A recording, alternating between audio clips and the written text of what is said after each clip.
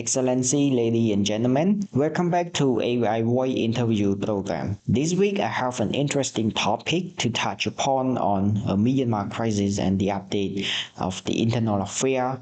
And also we will talk about the handling of Laos in capacity as the ASEAN chair in 2024 in dealing with the Myanmar crisis as well. And we are honored today to have Professor Dr. Desmond Malloy as our guest speaker to share his perspective and overview on the topic. And Dr. Desmond is an independent political conflict analyst, and he is also a lecturer at the Panyasastra University of Cambodia, PUC. So greeting, Professor, and welcome back to our interview program. Hello, it's nice to see you again. So without further delay, I would like to kickstart off our discussion. And for the introduction, in 2024, Laos People's Democratic Republic resumed its ASEAN chairmanship for the third time. In the meantime, Laos is also taking the helm amid ongoing challenges. Foremost among these is the unresolved crisis in Myanmar, which is a persistent internal issue for this regional bloc. And last year in 2023, Indonesia, as the chair of ASEAN, was seen not to achieve much on this particular issue. However, it lays on Laos' responsibility to handle on dealing with the crisis.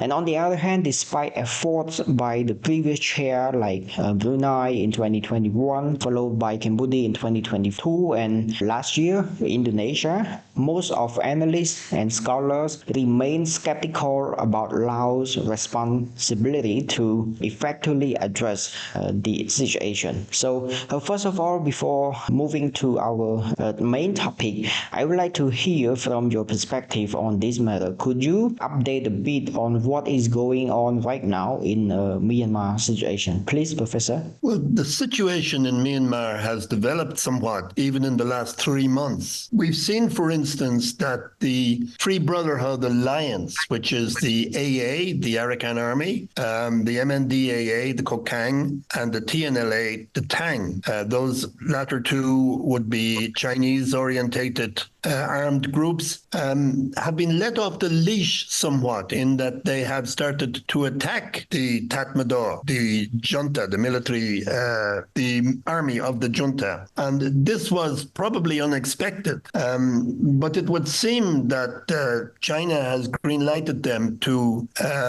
take the offensive in protecting their economic interests.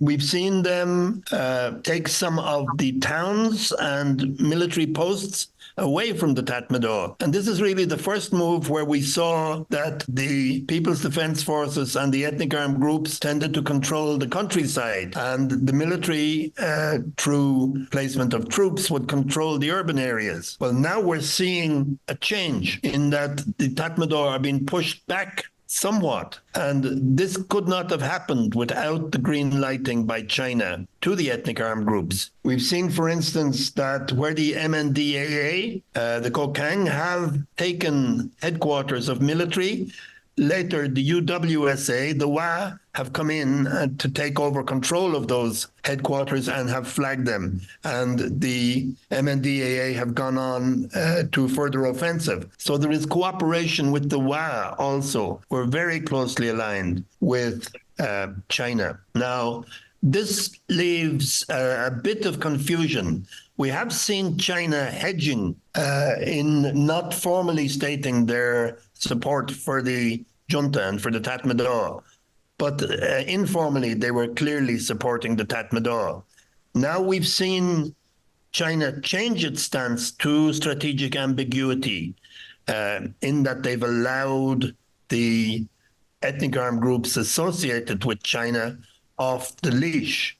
Now, my information is that the main reasons for this is not associated with the protection and security of the China-Myanmar Economic Corridor, which is the main strategic oil and gas lines running from Kunming to Rakhine State to the Chinese deep-sea port of Chaopiu. But it is that China was angry in relation to the amount of kidnapping of Chinese people and scamming of Chinese people to engage in Sam Skyber cybercrime, where young people were being lured by the chance of employment and then taken as prisoners and held for slave labor in scam crime.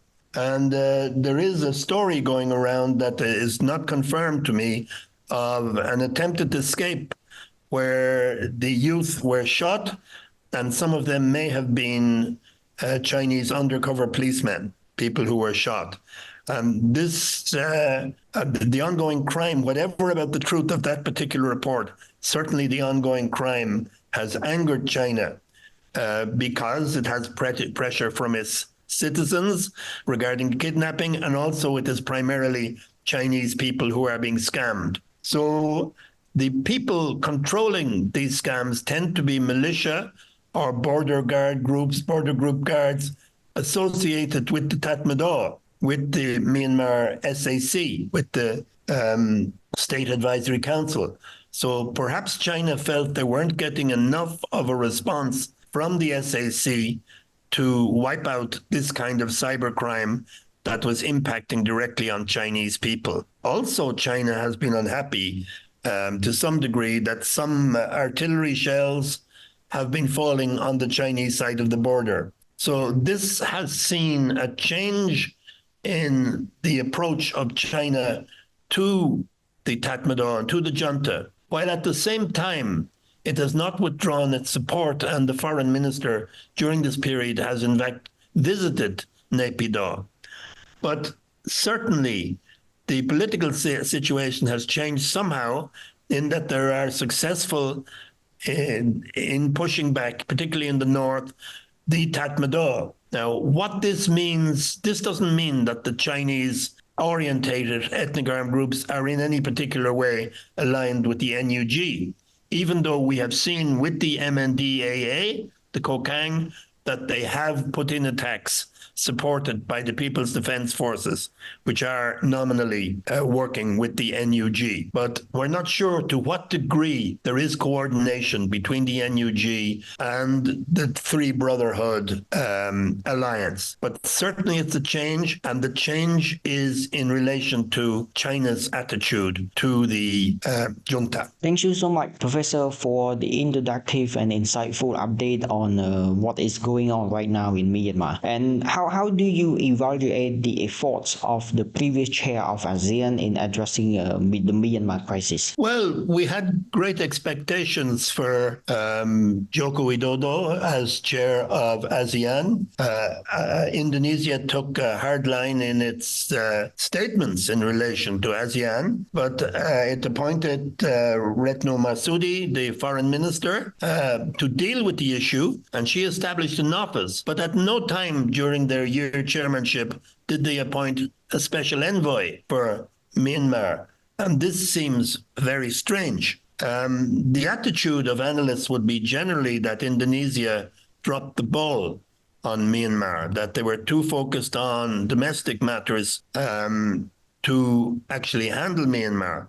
Or it may have been a strategic agreement with other ASEAN members to leave the situation. And this is what we hope for, that it was a strategic decision, because it was very pointed in the way Indonesia failed to take much constructive action in relation to Myanmar. So we hope that it's by design rather than default. So after resuming its role as the ASEAN chairmanship, Laos has appointed a veteran diplomat and former Vice Minister for Foreign Affairs, Mr. Alunkeo Kittikul, as a special envoy on Myanmar crisis. So what do you expect from the current special envoy on Myanmar crisis? Well, there have been predictions of low expectations in relation to Laos' chairmanship because of its proximity to China, its heavy indebtedness to China, and also the fact that Laos has also been reticent in relation